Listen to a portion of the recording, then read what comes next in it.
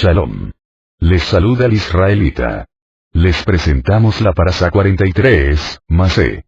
Números 33, 1, 36, 13, por el Dr. Ketriel Bladaliyas de la Torá, cuando Masé es leída por separado. 33, 1, 10, 33, 11, 49, 33, 50, 34, 15, 34, 16, 29, 35, 1, 8, 35, 9, 34, 36, 1, 13, Maftir. 36, 10, 13, Haftará. Jeremías 2, 4, 2, 28. 4, 1, 2, los escritos apostólicos. Juan 20, 1, 21, 25. Masei.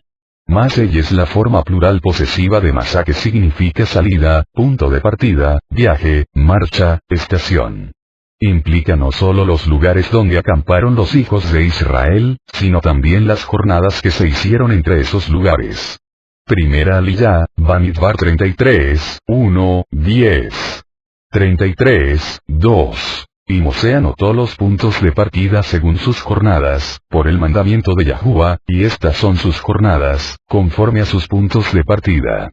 Mosé anotó los 42, 7 por 6, viajes que los hijos de Israel hicieron en la estepa. Hay varios propósitos por los cuales estos lugares fueron escritos. 1. Fueron escritos para mostrar a la posteridad que la salida de Egipto de millones de personas no es un cuento. Hay datos específicos de lugares y sucesos, que muestran que realmente estuvieron allí. La mayoría de los desiertos descritos en este relato eran completamente inhabitables porque allí no había ni agua ni vida vegetal. Una gran población de hombres, mujeres y niños jamás hubieran podido sobrevivir de manera natural. Solo la intervención divina podía sostenerlos en aquellos lugares inhabitables.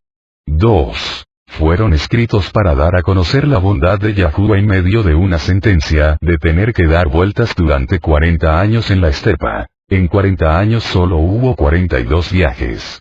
Así que no estuvieron vagando de un lado para otro todo el tiempo, sino que en varios lugares se quedaron acampados durante mucho tiempo. Rashi menciona que solo hubo 20 viajes en 38 años, porque se hicieron 14 viajes durante el primer año, y 8 viajes después de la muerte de Aarón en el 40º año. Además estuvieron en Kadesh durante 19 años. Durante el resto del tiempo estuvieron en 19 campamentos durante 19 años, que corresponde a un promedio de un viaje por año. 3. Fueron escritos para que los hijos de Israel supieran que sus peregrinajes fueron dictados por un plan ruajim definido. 4. Fueron escritos para que nos acordemos del viaje en el desierto. Cuando estamos viviendo en la prosperidad, hay que recordar los momentos difíciles que nos han llevado hasta allí. Así nos mantendremos humildes y agradecidos. Si no hubiera sido por el sostenimiento mediante la gracia de Yahuwah, nunca hubiéramos podido llegar a donde estamos en estos momentos. 5. Fueron escritos para revelar que en el destino final del viaje número 33 hay un secreto mesiánico. 33, 3. El mes primero partieron de Ramsés el día 15 del mes primero. El día después de Pesaj, los hijos de Israel marcharon con mano poderosa a la vista de todos los egipcios. El 15 de Aviv empezaron su viaje. Está escrito que fue el día después de Pesaj. Esto nos enseña que la salida de Egipto fue en la madrugada del día 15 del primer mes, compárese Deuteronomio 16, 1. La palabra Pesaj hace referencia al sacrificio del cordero que fue hecho durante la tarde anterior, es decir, el 14 de Aviv alrededor de las 15 horas, 3 p.m. Hoy en día, en Israel, el 15 de Aviv es llamado el primer día de Pesaj, pero la Torá ubica Pesaj en el día 14 de Aviv, en relación con el sacrificio del cordero. 33, 6. Partieron de Sucot y acamparon en Etam, que está en el extremo del desierto. Sucot es la primera parada después de la salida de Ramsés. Esto nos enseña que va a haber una celebración de Sucot justamente después de la segunda venida del Mashiach, cuando todos los hijos de Israel, que son de Yahushua, van a ser sacados de las naciones y trasladados en el aire a la tierra de Israel. Sucot será la celebración de las bodas del Cordero inmediatamente después del segundo éxodo, que es la redención final. 33, 7. Partieron de Tam, se volvieron a Pijajirot, frente a Baal-Tsefón, y acamparon delante de Migdol. Parece que Baal-Tsefón fue un lugar que estaba al otro lado del mar de Cañas, Mar Rojo. Cuando habla de que volvieron, significa que no seguimos por el camino normal recto hacia el oriente, sino que giramos hacia el sur y llegamos a Pijajirot, que estaba junto al Golfo de Acaba. Segunda Aliyá, Bamidbar 33, 11, 49. 33, 13. Partieron de Dosca y acamparon en Alush. En Alush recibimos el maná por primera vez. 33, 14. Partieron de Alush y acamparon en Refidim. Allí fue donde el pueblo no tuvo agua para beber. En Refidim fuimos atacados por Amalek. 33, 15. Partieron de Refidim y acamparon en el desierto de Sinai. En Sinai entramos en el pacto con Yahuwah y recibimos la Torá. 33, 16. Partieron del desierto de Sinai y acamparon en Kibrot Hatava. Kibrot Hatava significa tumbas de la codicia, porque allí sepultaron a los que habían sido codiciosos, compárese Números 11, 34. 33, 18. Partieron de Hatzerot y acamparon en Ritma. Desde Ritma fueron enviados los 12 espías o exploradores. 33, 22. Partieron de Risa y acamparon en Keelata. En Keelata se rebeló el grupo de Korah. 33, 23. Partieron de Keelata y acamparon en el monte Shefer. Según el Targum Jonatán, el monte Shefer era una montaña con frutos hermosos. 33, 36. Partieron de Etzion Geber y acamparon en el desierto de Tzim, esto es, Kadesh. Se quedaron 19 años en el desierto de Tzim, que es Kadesh. Allí murió Miriam.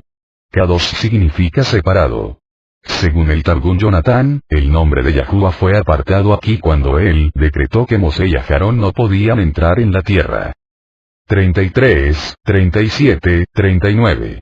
Partieron de Kadesh y acamparon en el monte Or, al extremo de la tierra de Edom.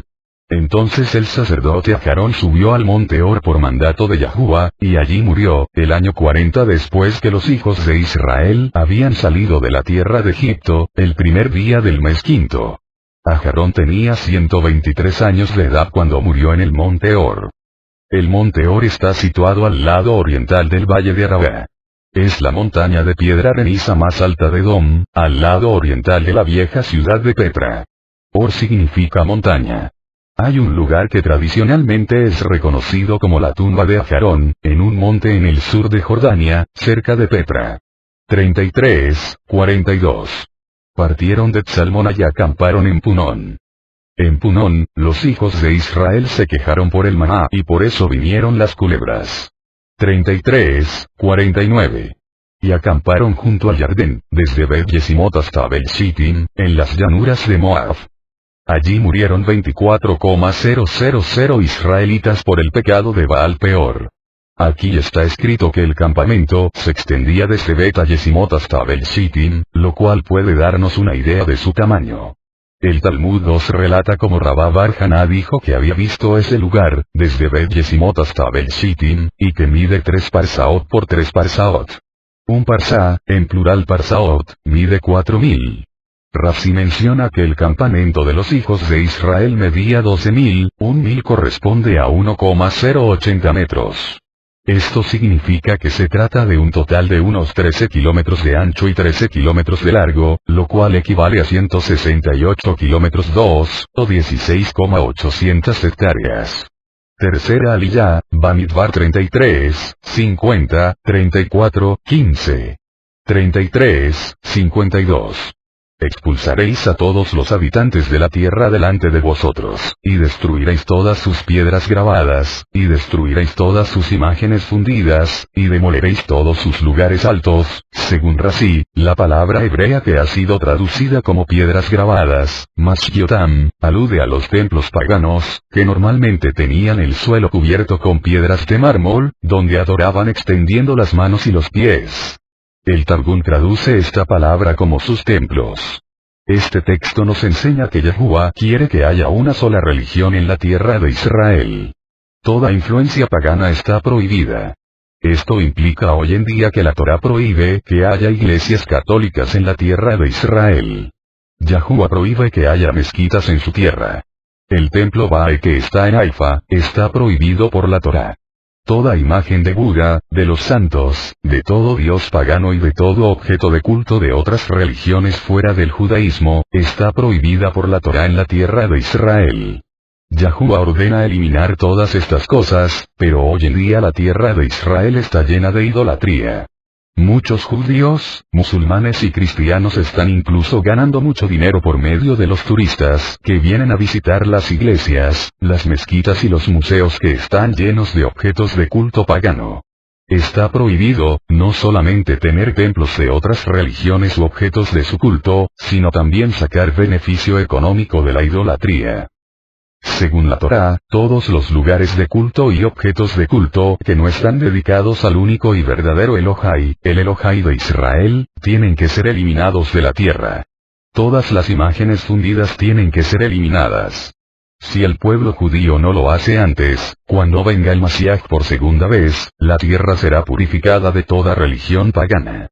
Entonces no habrá ni cristianismo ni islam en la tierra de Israel ni en el resto del mundo, solo la Torá. 33:55.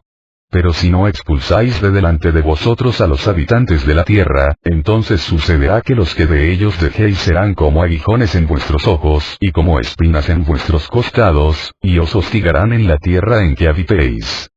Los habitantes de la tierra de las 7 naciones que no fueran expulsados se convertirían en aguijones en los ojos y espinas en los costados de los hijos de Israel, como también está escrito en Josué 23:12-13. Porque si os volvéis, y os unís al resto de estos pueblos que permanecen entre vosotros, y contraéis matrimonio con ellos, y os juntáis con ellos, y ellos con vosotros, ciertamente sabed que Yahuwah nuestro Elohai no continuará expulsando a estas naciones de delante de vosotros, sino que serán como lazo y trampa para vosotros, como azote en vuestros costados y como espinas en vuestros ojos, hasta que perezcáis de sobre esta buena tierra que Yahuwah vuestro Elohai os ha dado. En Ezequiel 28:24-26 está escrito: y no habrá más zarza punzante ni espina dolorosa para la casa de Israel de ninguno de los que la rodean y la desprecian. Y sabrán que yo soy Yahuwah. Así dice Yahuwah: cuando yo recoja a la casa de Israel de los pueblos donde está dispersa, y manifieste en ellos mi santidad a los ojos de las naciones, entonces habitarán en su tierra que di a mi siervo Jacob. Y habitarán en ella seguros. Edificarán casas, plantarán viñas, y habitarán seguros, cuando yo haga juicios sobre todos los que a su alrededor la desprecian. Y sabrán que yo soy Yahuwah tu Elohai. Así que, cuando el Shaliach Saúl habla de que tenía un aguijón en la carne, que le impedía extenderse, se está refiriendo a las persecuciones de los incrédulos, que tuvo que sufrir, como está escrito en 2 Corintios 12:7-10. Y dada la extraordinaria grandeza de las revelaciones, por esta razón, para impedir que me exaltase desmedidamente, me fue dada una espina en la carne, un mensajero de Hasatán que me abofetee, para que no me enaltezca. Acerca de esto, 3 veces he rogado a Yahuwah para que lo quitara de mí. Y él me ha dicho: te basta mi favor, pues mi poder se perfecciona en la debilidad. Por tanto, muy gustosamente me gloriaré más bien en mis debilidades, para que el poder del Mashiach more en mí. Por eso me complazco en las debilidades, en insultos, en privaciones, en persecuciones y en angustias por amor al Mashiach. Porque cuando soy débil, entonces soy fuerte. El Shaliach Saúl no está hablando de una enfermedad física, sino más bien de personas incitadas por un demonio que siempre le perseguían por donde quiera que iba. Además hay un Midrash, que se asemeja a este texto, que dice que el sumo sacerdote Aarón fue golpeado por un mensajero de Hasatán cada vez que iba a ministrar en el Mishkan, recordándole el pecado con el becerro de oro. Todas las persecuciones y adversidades que el Shaliach Saúl tenía que pasar fueron para recordarle que había causado la muerte de los Yahudim que creían en Yahushua. 34:2. Manda a los hijos de Israel y diles: cuando entréis en la tierra de Canaán, esta es la tierra que os tocará como herencia, la tierra de Canaán según sus fronteras. La frontera de Israel fue bien definida por una orden divina. De esta manera nadie puede decir que Israel ha robado de las naciones su terreno. Yahuwah, que es el dueño de cielos y tierra, tiene el derecho de dar las tierras a quien desee. La entrega de la tierra de Canaán a los hijos de Israel fue jurídicamente justa.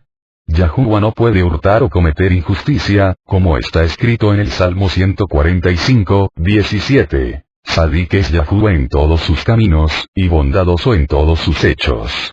Aquí no se trataba de un robo de la tierra de otros, porque esa tierra es del Eterno y él había prometido bajo juramento que la iba a dar a Abraham, Yitzhak, Jacob y sus descendientes para siempre. Cuando la medida del pecado de los hijos de Canaán había llegado al límite perdieron el derecho de vivir, como está escrito en Bersit 15, 16. Y en la cuarta generación ellos regresarán acá, porque hasta entonces no habrá llegado a su colmo la iniquidad de los amorreos. Si los hijos de Canaán habían llegado al colmo de su iniquidad, ¿cómo entonces podrían tener el derecho de heredar la tierra de Yahuwah donde solo los justos tienen el derecho de vivir? La destrucción de Sodoma y Gomorra es un ejemplo delante del mundo entero de que los pecadores no tienen el derecho de vivir en la tierra de Yahuwah, como también está escrito en Mateo 5, 5. Dichosos los humildes, pues ellos heredarán la tierra. Según Filipenses 2, 8, la humildad consiste en hacer la voluntad del Padre, como está escrito. Y estando en esa condición de hombre, se humilló, haciéndose obediente hasta la muerte, y muerte, por colgamiento, en un árbol. Así que la humildad consiste en ser obediente. ¿Obediente a qué? A la instrucción de Yahuwah, la Torá. Entonces, según la enseñanza del Mesías, solo los humildes, los que obedecen la Torá, tienen el derecho de vivir en la tierra de Israel y solo los que obedecen la Torá serán los que tendrán el derecho de vivir en la tierra de Israel durante el reino. Los hijos de Israel fueron expulsados de la tierra en varias ocasiones en la historia por causa de no haber obedecido la Torá. Así que los únicos que tienen el derecho divino de habitar la tierra de Israel son los que cumplen la Torá de Yahuwah. Los judíos que viven en adulterios, robos, homosexualidad, ocultismo y hacen aborto, no tienen ningún derecho ante el cielo de permanecer en la tierra de Israel. La tierra es para los justos, no para los pecadores. Los árabes que odian a los judíos y quieren matarnos, no tienen el derecho de vivir en la tierra de Israel, según las normas que el único Elohai verdadero, el Elohai de Israel, ha dictado para su tierra. En Éxodo 23, 31, 33, está escrito: Y fijaré tus límites desde el mar de Cañas hasta el mar de los Filisteos, y desde el desierto hasta el río, Éufrates. Porque en tus manos entregaré a los habitantes de esa tierra, y tú los echarás de delante de ti. No harás pacto con ellos ni con sus dioses. Ellos no habitarán en tu tierra, no sea que te hagan pecar contra mí. Porque si sirves a sus dioses, ciertamente esto será tropezadero para ti. Según la Torá, el que sirve a otros dioses no tiene el derecho de vivir en la tierra de Israel. El que sirve a Alá no tiene el derecho de vivir en la tierra, ni el que practica el politeísmo católico. En el Salmo 25, 12, 13 está escrito: ¿Quién es el hombre que teme a Yahuwah? Él le instruirá en el camino que debe escoger. En prosperidad habitará su alma, y su descendencia poseerá la tierra. En el Salmo 37, 22, 29 está escrito: Porque los que son bendecidos por Yahuwah poseerán la tierra, pero los maldecidos por él serán exterminados, los justos poseerán la tierra, y para siempre morarán en ella. Los que quebrantan los mandamientos puestos por Yahuwah son maldecidos por él y pierden el derecho de la tierra, compárese Levítico 26 y Deuteronomio 28. En el Salmo 69, 35, 36 está escrito: Porque Elohai salvará a Sión y edificará las ciudades de Yahuda, para que ellos moren allí y la posean. Y la descendencia de sus siervos la heredará, y los que aman su nombre morarán en ella.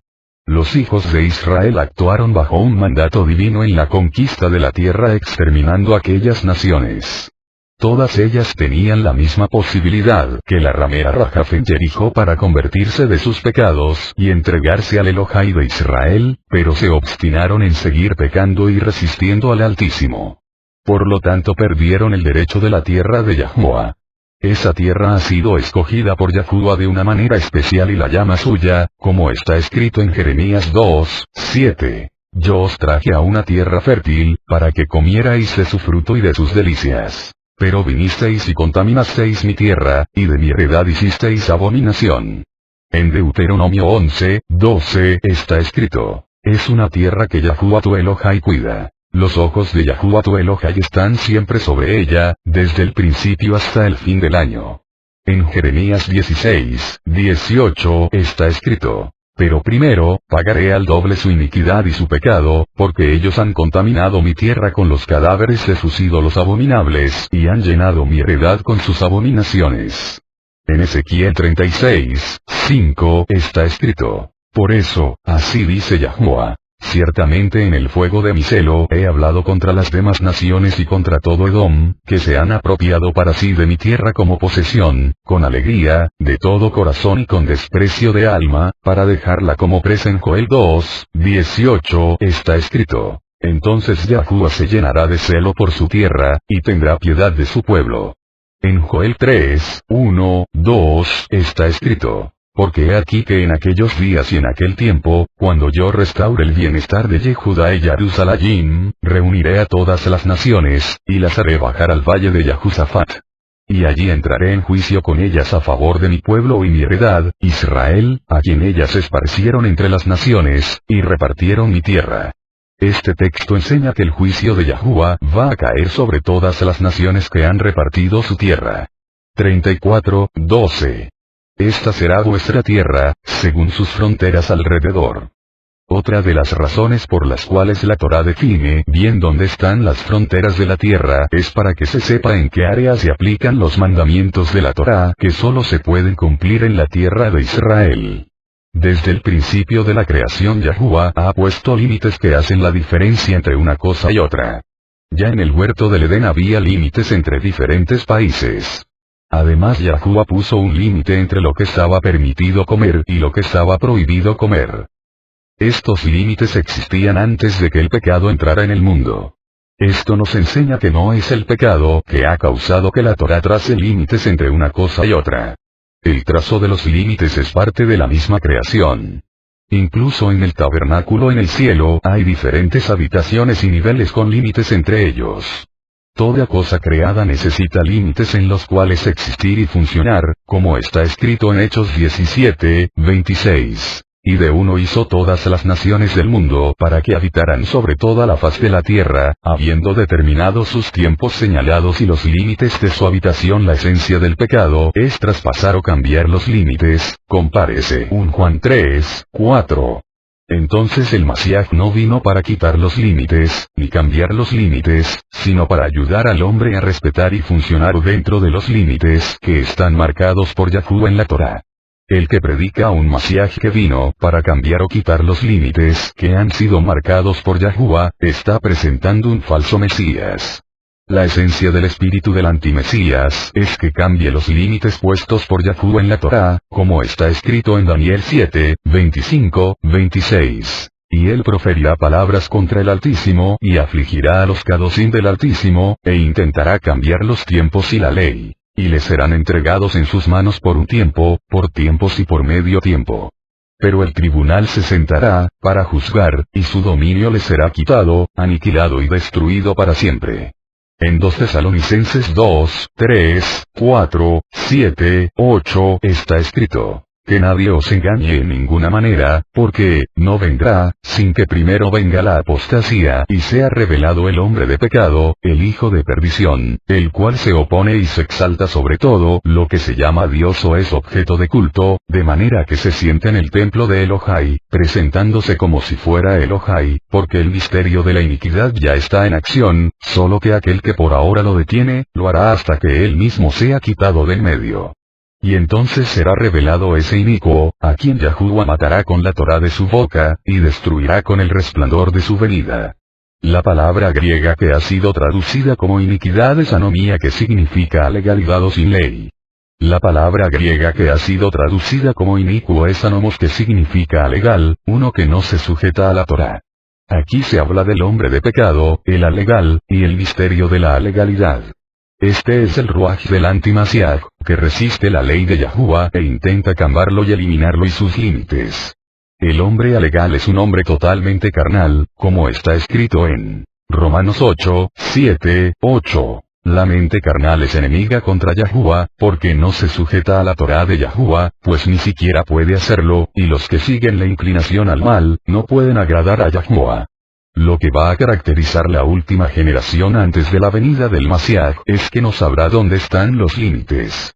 No sabrán la diferencia entre hombre y mujer, entre jóvenes y mayores, entre lo bueno y lo malo, entre lo justo y lo injusto, entre la luz y las tinieblas, entre la verdad y la mentira o entre lo permitido y lo prohibido.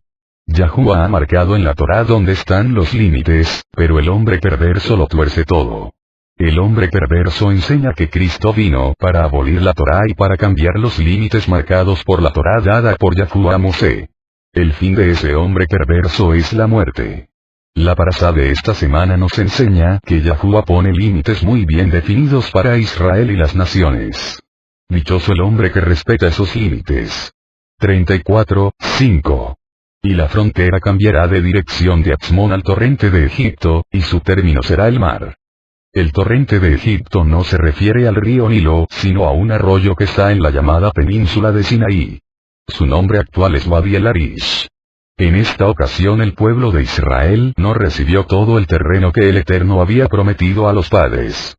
No recibiremos toda la tierra prometida hasta que venga el Mashiach Yahushua de nuevo. 34:8.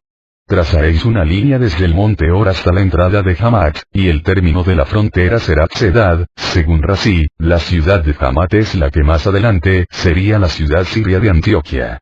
En el libro de los Hechos de los Emisarios hay dos ciudades con el nombre Antioquía, una estaba en la provincia romana Siria, en la costa, que es la que se menciona en 11, 19, 27 y 13, 1, y la otra estaba en Asia Menor, en Pisidia, mencionada en 13, 14.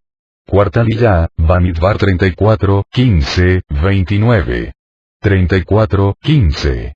Las dos tribus y la media tribu han recibido su posesión al otro lado del Jardín, frente a Jericó, al oriente, hacia la salida del sol. La expresión al otro lado del Jardín se encuentra en muchos lugares de las Escrituras, compárese Números 22, 1, 35, 14, Deuteronomio 1, 1, 5, 3, 8, 20, 4, 41, 47, 49. Josué 1, 14, 15 etc., casi siempre refiriéndose a la parte oriental, del río, donde obtuvieron su territorio las dos tribus y media. Es interesante ver que, aunque Mosé no estaba ubicado al oeste del río, en la tierra de Canaán propiamente dicha, al usar esta expresión, es como si la Torá viniese desde allí. Cuando Yahuwah redactó este texto a Mosé, los hijos de Israel todavía no habían pasado el río Jardín, y aún así se habla de la tierra que está al otro lado del Jardín. Allí estaba Mosé junto con el pueblo. Esto nos enseña que la Torá sale de la tierra de Israel, y más específicamente desde Sión, como está escrito en Isaías 2, 3, b. Porque de Sión saldrá la Torá, y de Jerusalén la palabra de Yahuwah. En Amós 1, 2, está escrito. Y dijo, Yahuwah ruge desde Sión, y desde Jerusalén da su voz. Los pastizales de los pastores están de duelo, y se seca la cumbre del Carmel. Está escrito en texto hebreo de Ezequiel 5, 5 y 38, 12, que Jerusalén es el ombligo del mundo, es decir, el centro de la tierra. Quinta aliyá, Bamidbar 35, 1, 8. 35, 7. Todas las ciudades que daréis a los levitas serán 48 ciudades, junto con sus tierras de pasto. Los levitas recibieron 48 ciudades en todo el territorio de Israel. 6 de ellas servirían como ciudades de refugio. Alrededor de cada ciudad tenían un terreno de 2000 codos en cada dirección. En el verso 4 se habla de 1000 codos, y en el versículo 5 se habla de 2000 codos. El Talmud resuelve esta aparente contradicción diciendo que los primeros 1000 codos fueron dejados como espacio abierto y los otros 1000 codos servían para campos y viñas. Sexta liyá, Bamidbar 35, 9, 34. 35, 11.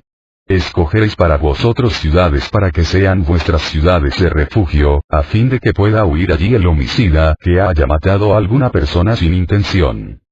Si una persona mataba a alguien por accidente, tenía la posibilidad de huir a una de las 6 ciudades de refugio, en hebreo Are y Miklat. Cuando alguien había matado a otro, uno de los familiares más cercanos al muerto tenía la autoridad de ser el vengador de la sangre del muerto, en hebreo Goel Adam redentor de la sangre, para ejecutar la venganza de Yahuwah y derramar la sangre de aquel que había matado a su familiar, conforme a Bereshit 9:6, donde está escrito: el que derrame sangre de hombre, por el hombre su sangre será derramada, porque a imagen de Elohai hizo él al hombre. 35:25. Y la congregación librará al homicida de la mano del vengador de sangre, y la congregación lo restaurará a la ciudad de refugio a la cual huyó, y vivirá en ella hasta la muerte del Cohen Hagadol que fue ungido con óleo Kadosh. Aquí la palabra congregación se refiere al corte de justicia, el Beit Din. El Talmud enseña que en el caso de que el que había muerto no tuviera ningún familiar que pudiera ser el Goel Adam, el Beit Din tenía la responsabilidad para proveer con uno. Este Goel tenía la autoridad para matar al asesino en todo lugar donde lo encontrara. Pero si el tribunal juzgaba que el homicida había matado sin intención, el Goel tenía prohibido vengarle dentro del área de la ciudad de refugio. El que había huido a una ciudad de refugio tendría que estar fuera de su propia casa durante todo el tiempo en que permanecía con vida el sumo Cohen que estaba en funciones cuando sucedió el accidente. Incluso el que ha matado a otra persona por medio de un accidente tiene que sufrir un tipo de castigo de cárcel. Esto nos enseña cuánto Yahuwah valora una vida humana. No obstante, este tipo de cárcel fue un Makom Kadosh donde vivían los levitas, que dedicaban la mayor parte del tiempo al estudio de la Torá. Pero en el momento de la muerte del sumo Cohen, la persona quedaba libre para volver a su propia casa y su propio terreno y el vengador de la sangre perdió su derecho de ejecutarle. Séptima Aliyah, Bamidbar 36:1-13. 36:6. Esto es lo que Yahuwah ha ordenado tocante a las hijas de Tzelofhad, diciendo: cásense con el que bien les parezca, pero deben casarse dentro de la familia de la tribu de su padre. La herencia de los terrenos en Israel se daba en primer lugar a los hijos varones. Cuando una hija se casaba podía gozar de un terreno y una casa en la tribu de su esposo. Sin embargo, en este caso algunas hijas de Israel recibieron un terreno de su padre, por no tener hermanos. Ellas tenían que casarse dentro de su propia tribu para que su terreno no pasara a la posesión de otras tribus. Cásense con el que bien les parezca, esto nos enseña que Yahuwah no ha destinado una sola persona con la cual se puede casar. En la Torá no existe el concepto de encontrar la media naranja. Yahuwah da libertad para que uno pueda casarse con la pareja que bien le parezca con tal que sea dentro de la tribu de uno.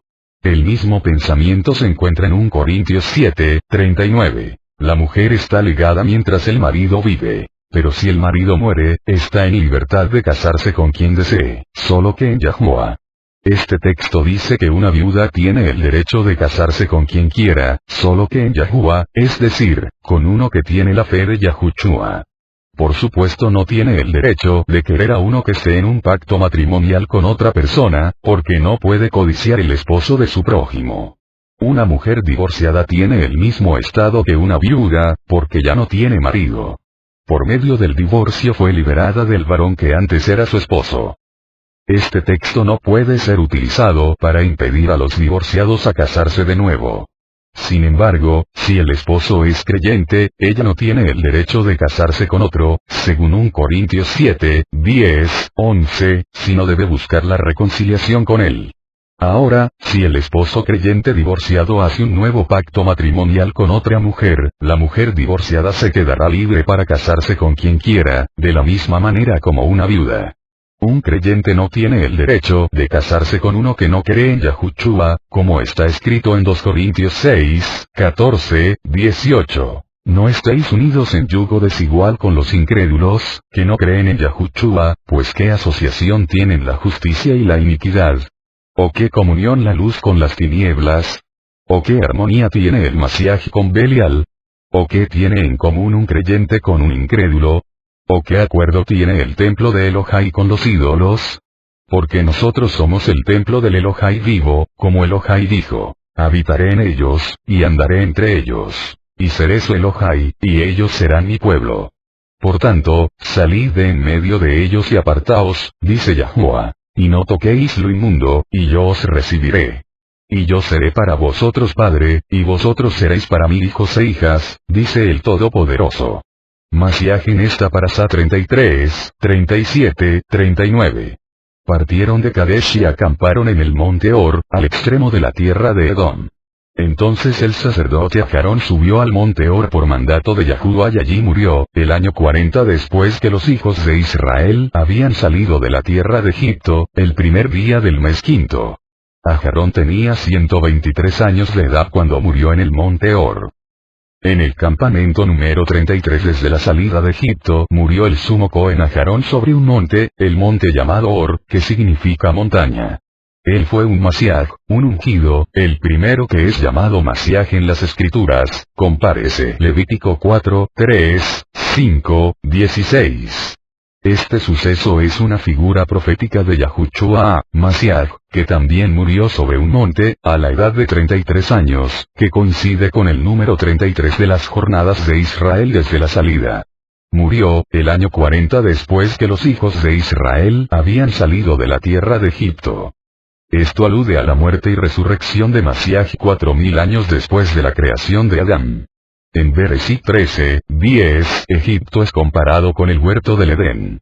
De esa manera hay una conexión entre la expulsión de Adán y Jabá del paraíso y la salida de Egipto de los hijos de Israel. Por lo tanto, de la misma manera como Aharón, el ungido, murió 40 años después de la salida de Egipto, Yahushua Masiaj murió 4140 años después de la salida de los primeros hombres del huerto del Edén. Es más, Aharón murió el primer día del quinto mes, exactamente 3 medio meses después de la fecha de la salida, el día 15 del primer mes. Los 3 medio meses aluden a los 3 medio años de ministerio del Masiaj, después de los cuales murió, y resucitó. Como Aarón murió 3 medio meses después de la fecha de salida, Yahushua murió 3 años y medio después de haber empezado su ministerio público. Aharón tenía 3 años más de vida que su hermano Mosé, que murió a los 120 años. Esos 3 años también nos hablan del Masiaj, que tenía 3 años y pico de ministerio, que tenía 30 años y pico de edad cuando murió y que estuvo 3 días en el interior de la tierra antes de resucitar. El monte Or es mencionado 3 veces en el texto. 35, 19. El vengador de sangre, Goel Adam, él mismo dará muerte al asesino. Le dará muerte cuando se encuentre con él.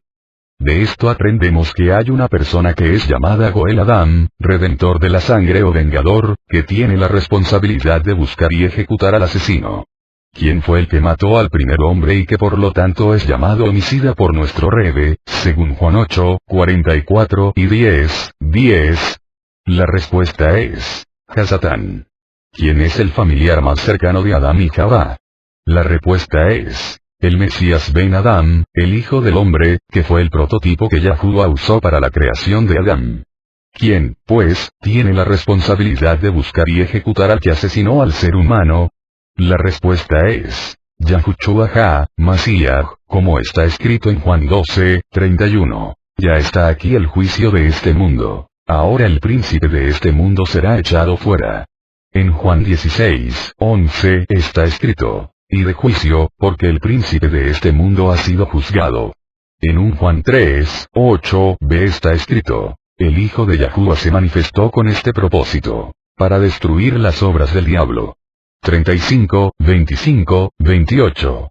Y la congregación y librará al homicida de la mano del vengador de sangre, y la congregación lo restaurará a la ciudad de refugio a la cual huyó. Y vivirá en ella hasta la muerte del sumo sacerdote, que fue ungido con óleo K2, porque el homicida debió haber permanecido en la ciudad de refugio hasta la muerte del sumo sacerdote. Pero después de la muerte del sumo Cohen, el homicida volverá a su tierra. 3 veces se habla aquí de la muerte del sumo Cohen. Otra vez se encuentra el número 3 en relación con la muerte del sumo Cohen, lo cual es una alusión a la muerte del Masiaj. Lo único que podía liberar al asesino por accidente de su situación de exilio es la muerte del sumo Cohen, que fue ungido con óleo santo. La Torá destaca el hecho de que el sumo Cohen había sido ungido para aludir a Yahushua, el ungido, en hebreo Hamasías. Por medio de su muerte somos liberados de las consecuencias de nuestros pecados que hemos cometido por error. Querido lector, si estás sufriendo una cárcel por haber hecho cosas terribles por error, debes saber que la muerte de Yahushua también ha provisto para que seas libre de esas consecuencias y no serán levantadas en tu contra en el juicio final. 35-33. Así que no contaminaréis la tierra en que estáis. Porque la sangre contamina la tierra, y no se puede hacer expiación por la tierra, por la sangre derramada en ella, excepto mediante la sangre del que la derramó. Aquí vemos la gravedad de un delito de asesinato. Un asesino tiene que ser juzgado por las autoridades de cada país, para que la justicia de Yahuwah se establezca en el mundo. Según la ley judía no se puede juzgar a muerte a una persona que no haya sido advertida por 2 o 3 personas antes de cometer un asesinato. La Torá destaca la importancia de no dejar con vida al asesino que haya sido condenado a muerte, para que no se contamine la tierra de Israel. El derramamiento de sangre inocente en la tierra es una de las cosas que traen el juicio divino sobre Israel y las naciones. La manera de evitar el juicio divino por los asesinatos es ejecutar a los asesinos. Si los asesinos no son juzgados correctamente, todo el pueblo será objeto del juicio por la sangre inocente que haya sido derramada en la tierra, compárese 2 Reyes 24:4. Sin embargo, cuando el asesino se arrepienta, no se aplicará la ley en su rigor y el culpable debe ser absuelto de la pena de muerte y recibir una pena menos severa. Pero donde no hay arrepentimiento hay que aplicar la ley en toda su fuerza para evitar que la tierra sea contaminada y maldecida. ¿Cómo puede Yahuwah perdonar al pecador que se arrepiente si la única manera de hacer expiación por un asesinato es que el culpable pague con su propia sangre, según este texto? ¿Cómo Yahuwah puede perdonar y absolver al culpable y al mismo tiempo seguir siendo justo? En Proverbios 17:15 está escrito: el que justifica al impío, y el que condena al justo, ambos son igualmente abominación a Yahuwah. Si un juez justifica al impío está cometiendo un acto abominable para Yahuwah. ¿Cómo entonces el juez Shadid celestial podrá justificar al impío que se arrepiente y seguir siendo justo? La única respuesta es: por medio de un sustituto. Los animales que murieron en el templo no podían representar plenamente al hombre. No fueron sustitutos verdaderos. Solo constituyen una sombra del único y verdadero sacrificio por los pecados de todos los hombres durante toda la historia, el sacrificio del Cordero de Elohai que quita el pecado del mundo. La muerte de Yahushua HaMashiach es la única base legalmente justa sobre la cual Yahuwah puede seguir siendo justo al perdonar y justificar a un pecador que se arrepiente de su pecado, como está escrito en Romanos 3:24b-26. Mashiach Yahushua, a quien Elohai exhibió públicamente como propiciación por su sangre a través de la fe, como demostración de su justicia, porque en su tolerancia, Elohai pasó por alto los pecados cometidos anteriormente, para demostrar en este tiempo su justicia, a fin de que él sea justo y sea el que justifica al que es de la fe de Yahushua. La única manera como Yahuwah puede demostrar al mundo entero su justicia al perdonar a los pecadores arrepentidos, es por medio de la exhibición pública de la muerte sangrienta de aquel que murió en lugar del hombre, como está escrito en 2 Corintios 5:21. Al que no conoció pecado, le hizo pecado por nosotros, para que fuéramos hechos justicia de Elohai en él. Así que cuando te sientes acusado por tu conciencia, que ha sido despertada por el mensaje de la Torá y por medio de la convicción de la Ruach HaKadosh, que ha sido enviado para convencer al mundo de pecado, debes saber, querido lector, que hay un sustituto que sufrió en tu lugar para que no tengan que venir sobre ti todas las consecuencias mortales de tu pecado. Por medio de tu arrepentimiento Yahuwah traspasa la última consecuencia de tu pecado al sustituto, para que tú no tengas que morir por tus pecados, sino ser perdonado y justificado.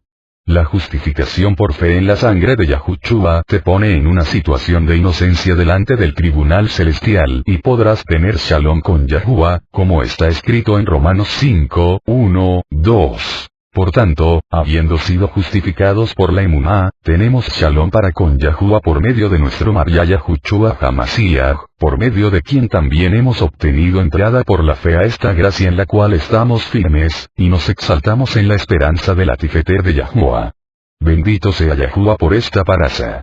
En esta parasha se encuentran los mandamientos números 408, 413 de los 613, 406. Precepto de dar a los Nevi'im ciudades para habitar y ciudades de refugio, números 35, 2, 407. Prohibición de ejecutar a una persona culpable antes de hacerle un juicio, números 35, 12, 408. Precepto para la Corte de Justicia de hacer que un homicida vaya a una ciudad de refugio, y precepto para el homicida de ir a ella, números 35, 25, 409. Prohibición de que un testigo en un caso capital participe en el juicio, excepto como testigo, números 35, 30, 410. Prohibición de tomar rescate por un asesino, números 35, 31, 411. Prohibición de tomar rescate de un homicida accidental para que pueda vivir fuera de la ciudad de refugio, números 35, 32. Y después de haber terminado un libro de la Torá decimos: Hazak, Hazak, Venit Hasek. Sé fuerte y seamos fortalecidos.